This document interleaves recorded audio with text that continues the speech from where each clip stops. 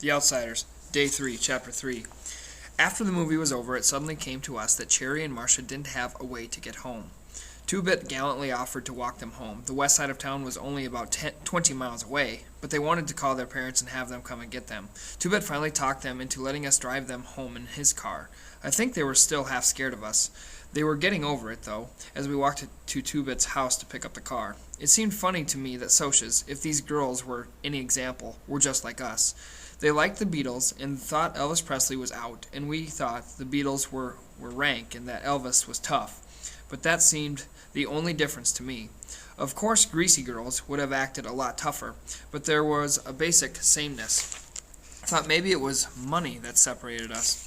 No, Cherry said slowly when I said this, it's not just money. Part of it is, but not all. You greasers have a different set of values. You're more emotional. We are sophisticated, cool to the point of not feeling anything. Nothing is real with us. You know, sometimes I'll catch myself talking to a girlfriend and realize I don't mean half of what I'm saying. I don't really think a beer blast on the river bottom is super cool, but I'll rave about one to a girlfriend just to be saying something. She smiled at me. I never told anyone that. I think you're the first person I've ever really gotten through to. She was coming through to me all right, probably because I was a greaser and younger and she didn't have to keep her guard up with me. Rat race is a perfect name for it, she said. We're always going and going and going and never asking where. Do you ever hear of having more than you wanted, so that you couldn't want anything else and then started looking for something else to want?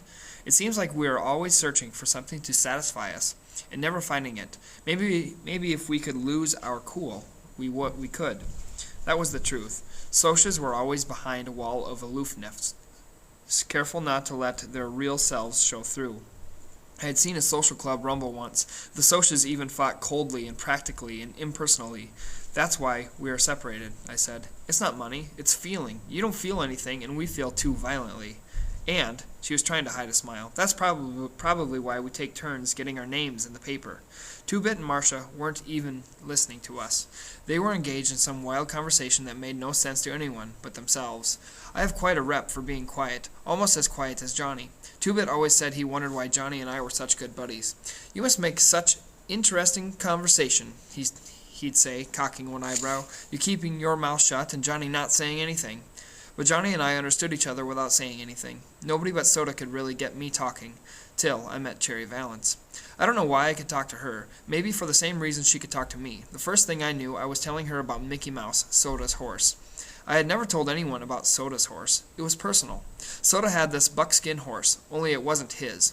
It belonged to a guy who kept it at the stables where Soda used to work. Mickey Mouse was Soda's horse, though. The first day Soda saw him, he said, "There's my horse," and I never doubted it. I was about 10 then. Soda Pop is horse crazy. I mean it. He's always hanging around stables and rodeos, hopping on a horse every time he gets a chance. When I was 10, I thought that Mickey Mouse and Soda looked alike, and were alike. Mickey Mouse was a dark gold buckskin, sassy and ornery, but much more than a colt. He'd come when Soda called him. He wouldn't come for anyone else. That horse loved Soda. He'd stand there and chew on Soda's sleeve or collar. Gosh, but Soda Pop was crazy about that horse. He went down to see him every day. Mickey Mouse was a mean horse. He kicked other horses and was always getting into trouble. "I've got me an ornery pony," Soda'd tell him, rubbing his neck. "How come you're so mean, Mickey Mouse?" Mickey Mouse would just chew on his sleeve and sometimes nip him, but not hard. He may have belonged to another guy, but he was Soda's horse. "Does Soda still have him?" Cherry asked. "He got sold," I said. "They came and got him one day and took him off. He was a real valuable horse, pure quarter."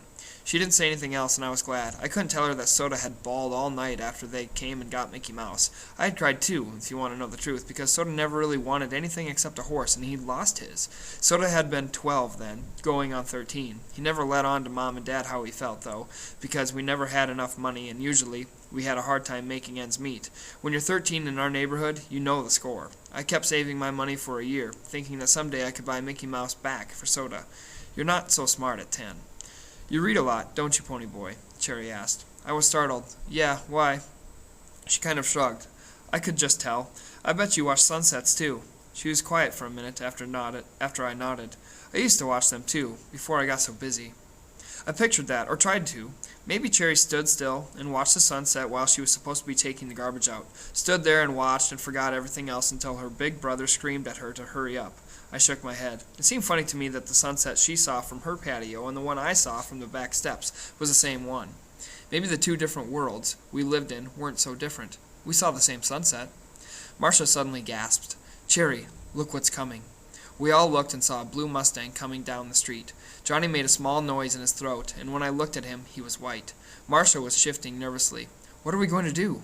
Cherry bit a fingernail. "Stand here," she said. "There isn't much else we can do." "Who is it?" Two-Bit asked. "The FBI?" "No," Cherry said bleakly. "It's Randy and Bob."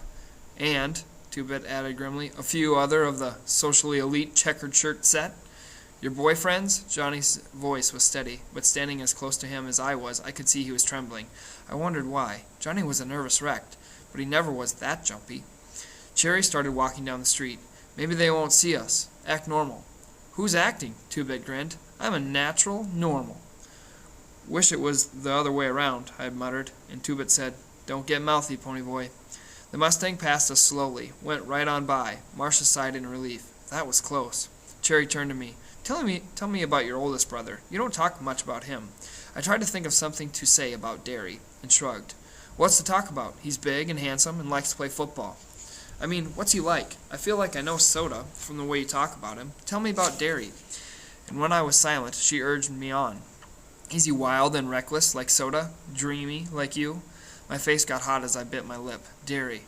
What was Derry like? I started to say he was a good old guy, but I couldn't. I burst out bitterly.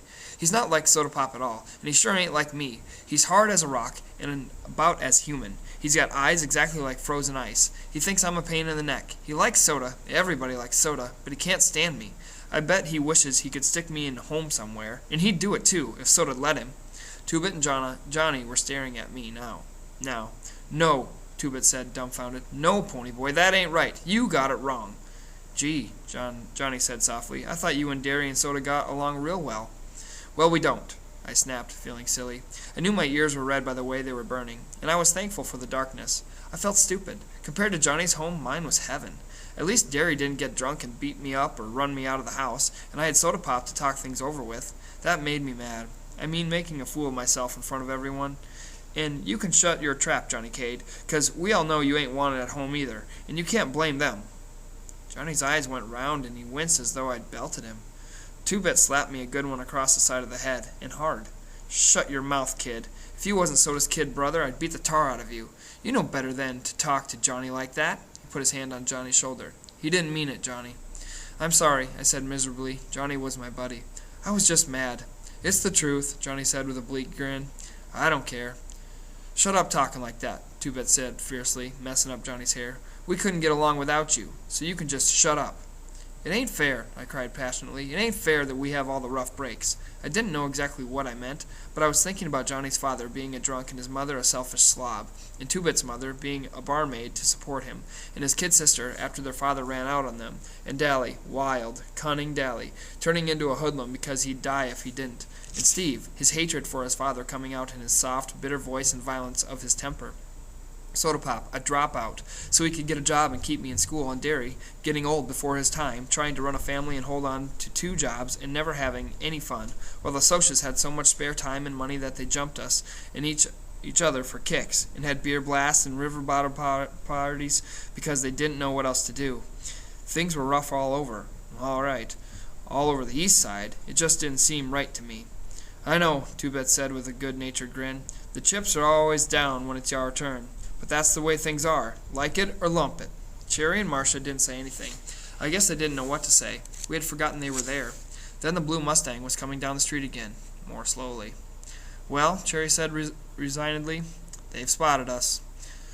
The Mustang came to a halt beside us, and the 2 boys in the front seat got out. They were Socias all right. One had on a white shirt and a Madras ski jacket, and the other a light yellow shirt and a wine-colored sweater. I looked at their clothes and realized for the first time that evening that all I had was a pair of jeans and Soda's old navy sweatshirt with sleeves cut short. I swallowed. Two-Bit started to tuck in his shirt tail, but stopped himself in time. He just flipped up the collar of his black leather jacket and lit a cigarette. The Socias didn't even seem to see us. "Cherry, Marcia, listen to us," a handsome, black-haired Soc with a dark sweater began. Johnny was breathing heavily, and I noticed he was staring at the Socia's hand. He was wearing 3 heavy rings. I looked quickly at Johnny, an idea dawning on me.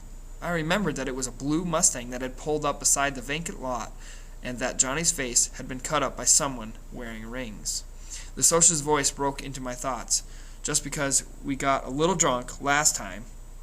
Cherry looked mad. A little? You call reeling and passing out in the streets a little? Bob, I told you, I'm never going out with you while you're drinking, and I mean it.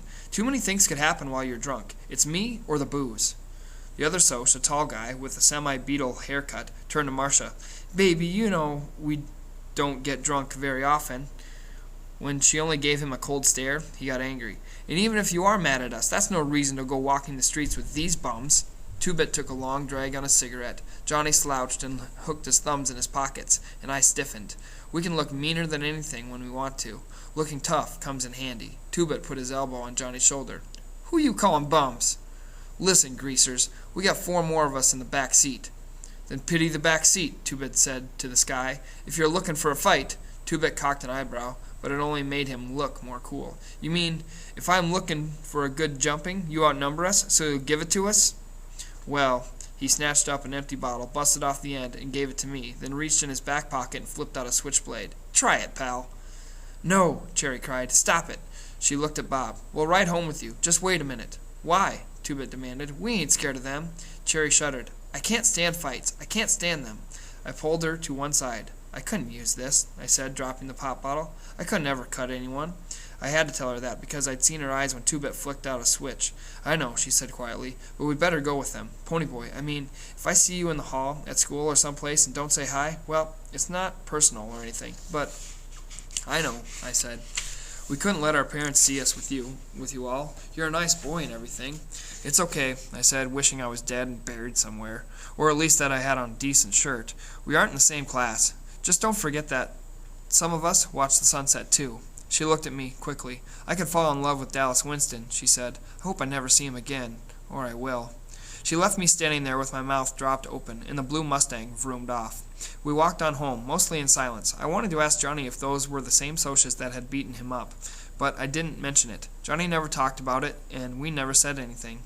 Well, those were 2 good-looking girls if I ever saw any. Two-Bit yawned as we sat down on the curb at the vacant lot. He took a piece of paper out of his pocket and tore it up.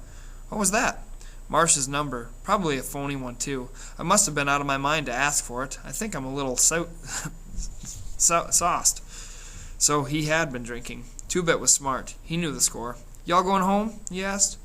Not right now, I said. I wanted to have another smoke and to watch the stars. I had to be in by 12, but I thought I had plenty of time. I don't know why I handed you that busted bottle, Two-Bit said, getting to his feet. You'd never use it. Maybe I would have, I said. Where you headed? Gonna go play a little snooker and hunt up a poker game. Maybe get rip-roaring drunk. I don't know. See you all tomorrow. Johnny and I stretched out on our backs and looked at the stars. I was freezing. It was a cold night, and all I had was that sweatshirt, but I could watch the stars in sub-zero weather. I saw Johnny's cigarette glowing in the dark and wondered vaguely what it was like inside a burning ember. It was because we're greasers, Johnny said, and I knew he was talking about Cherry. We could have hurt her reputation. I reckon, I said, wondering if I ought to tell Johnny what she had said about Dallas. Man, that was a tough car. Mustangs are tough.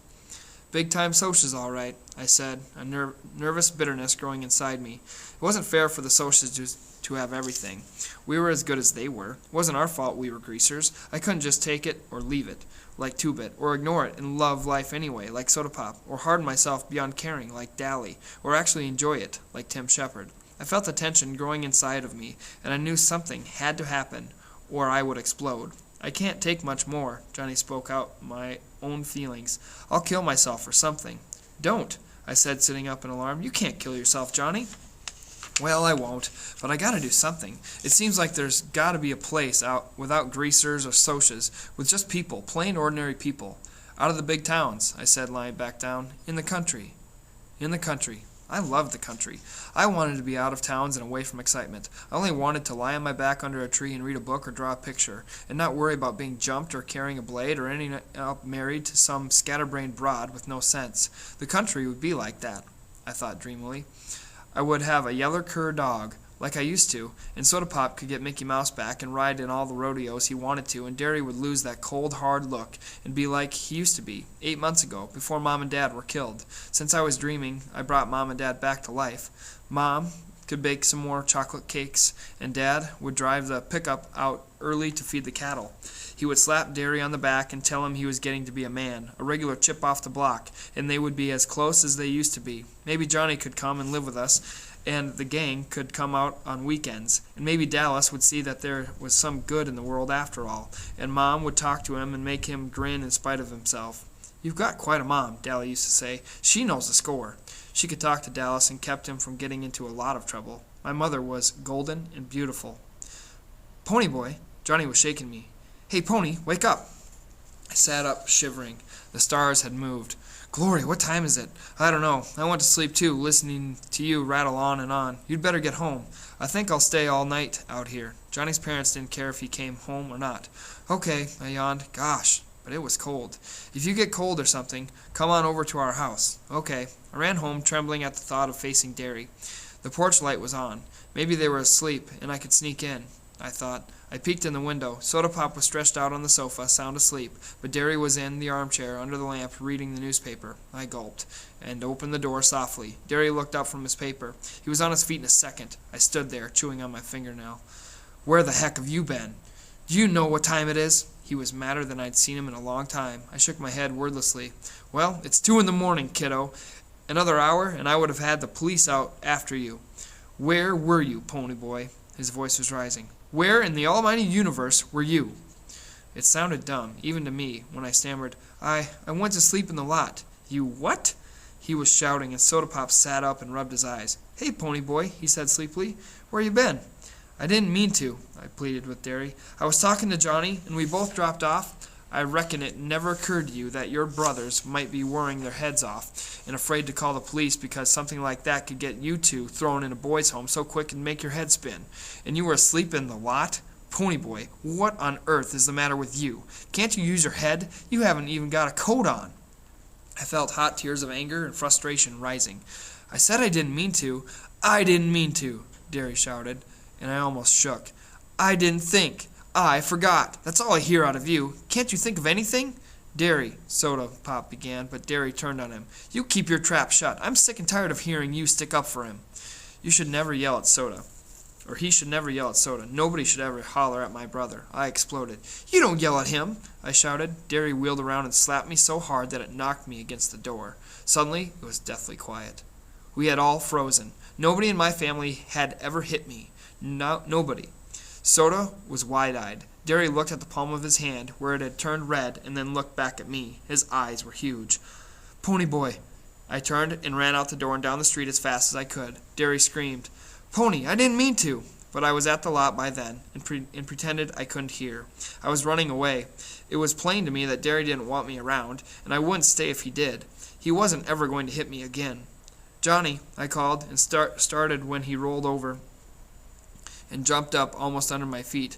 "Come on, Johnny, we're running away." Johnny asked no questions. We ran for several blocks until we were out of breath. Then we walked. I was crying by then. I finally sat down on the curb and cried, burying my face in my arms. Johnny sat down beside me, one hand on my shoulder. "Easy, Pony boy," he said softly. "We'll be okay." I finally calmed down and wiped my eyes on my bare arm. My breath was coming in, quivering sobs. "Got a cigarette?" He handed me one and struck a match. "Johnny, I'm scared." "Well, don't be. You're scaring me. What happened? I never seen you bawl like that." "I don't very often. It was Derry. He hit me. I don't know what happened, but I couldn't take him hollering at me and hitting me too. I don't know. Sometimes we get along okay, then all of a sudden he blows up on me, or else is nagging at me all the time. He didn't used to be like that. We used to get along okay, before Mom and Dad died. Now he just can't stand me." "I think I like it better when the old man's hitting me," Johnny sighed. "At least then I know he knows who I am. I walk in that house and nobody says anything. I walk out and nobody says anything. I stay away all night and nobody notices. At least you got Soda. I ain't got nobody." "Shoot," I said, startled out of my misery. "You got the whole gang. Dally didn't slug you tonight 'cause you're the pet. I mean, golly, Johnny, you got the whole gang." "It ain't the same as having your own folks care about you," Johnny said simply. "It just ain't the same." I was beginning to relax and wonder if running away was such a great idea. I was sleepy and freezing to death, and I wanted to be home in bed, safe and warm, under the covers with Soda's arm across me. I decided I would go home and just not speak to Derry. It was my house as much as Derry's, and if he wanted to pretend I wasn't alive, that was just fine with me. He couldn't stop me from living in my own house. Let's walk to the park and back, then maybe I'll be cooled off enough to go home. Okay, Johnny said easily. Okay. Things got better, I figured. Or things gotta get better, I figured. They couldn't get worse. I was wrong.